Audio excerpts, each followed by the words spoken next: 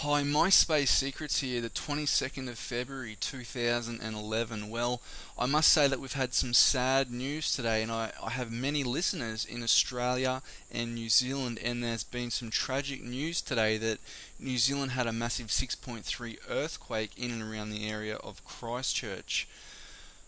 I mean, I conduct a lot of business there, and I was only visiting Christchurch not 6 or 7 days ago, and it's very sad, and I feel for the good people over there. It's a great place, a beautiful city, and I just hope there's no deaths from all this, and it's not a good thing. I mean, these people are just getting over the last set of small earthquakes back in, what was it, September in 2010, I think. So, just a horrible, horrible situation.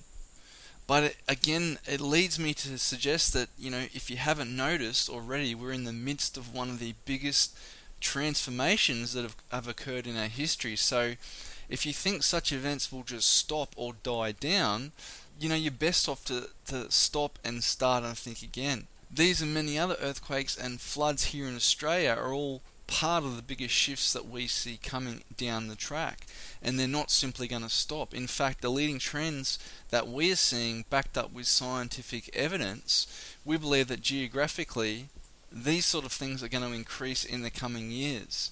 And there is so much controversy around the year 2012. All these so-called analysts and theories about the world ending, or a gigantic asteroid coming from the heaven and knocking us to kingdom come to smithereens.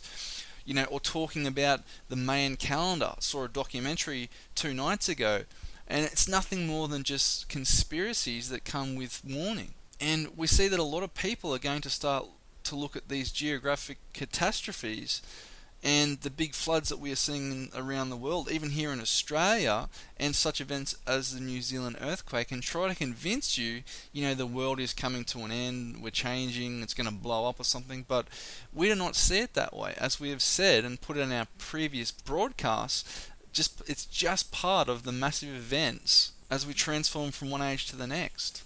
And what we are seeing is clearly just the birth pangs of that. It's a part of the biggest social, financial, economical and geographical events that we have been seeing since the start of 2011.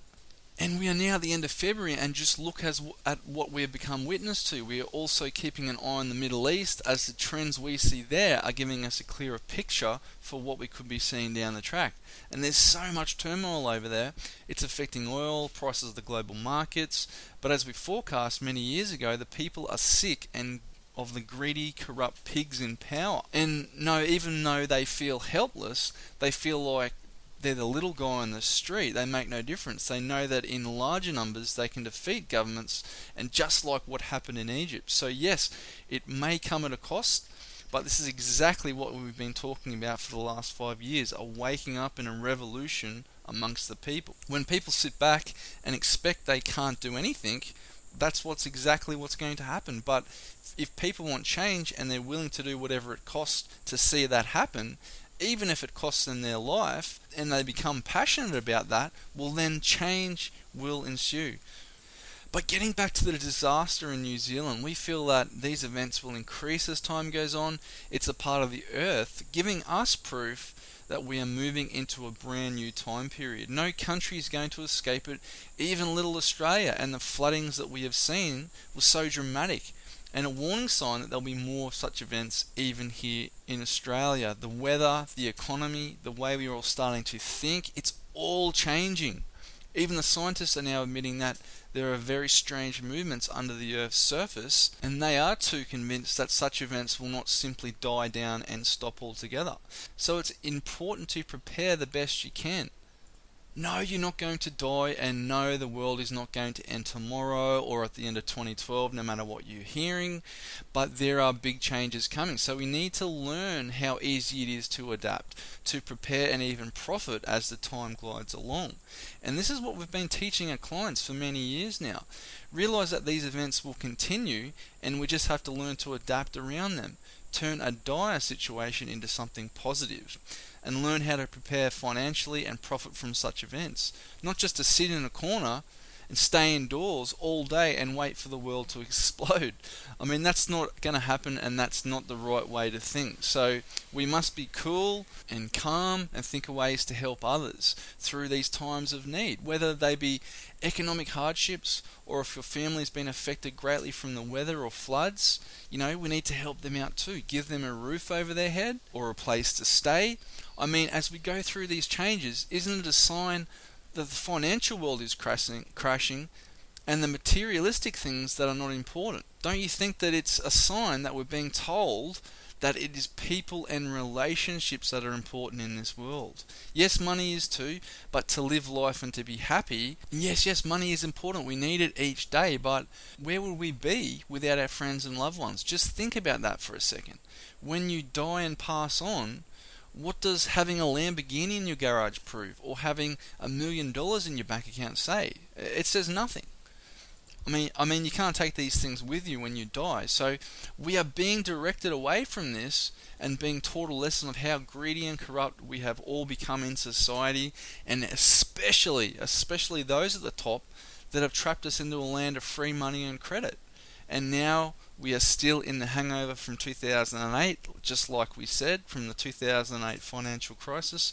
And we will only recover when people realize that money and things of material nature are good short term, but they truly don't make us happy as human beings on the inside, and what makes up true happiness. So these geographical events such as we see in New Zealand are only small reminders of the changes we see coming, and you should be already learning how to adapt in a positive way and learn how to profit and even prosper in the future no matter what, to help those hurting and to help them wake up in the process and realize that the massive geographical changes coming are just one small part of the bigger changes coming economically, financially, socially, and emotionally.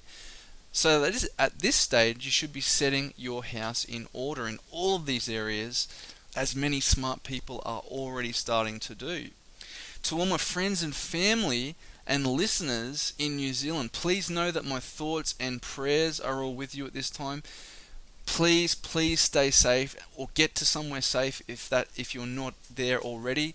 I know this is going to be a tough time, so just know our thoughts are with you today and in the coming weeks as the recovery continues. Okay, that's about all I have for you today. Just want to